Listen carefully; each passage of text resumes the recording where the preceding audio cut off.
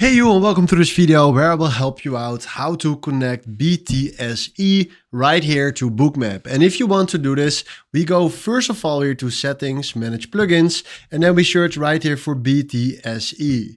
Then if you can see, there's standing a gray install, and this means that this adapter is only supported by Bookmap version from 7.4 to 7.61999. So it's not possible for me right now to do this. So you need a different version of Bookmap to connect it. So if you have the correct version, you can click here on install, then click on the cross, connections and go to configure, click on add connection, go to platform, search right here for the BTSE platform that you added right there when you are using the correct software.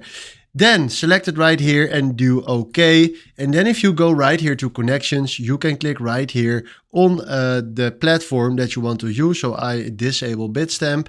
And now, for example, if I click here on Bitstamp, you see that it's loading right there. So I connected now Bookmap data and Bitstamp. But then you need to do that exactly for BTSE.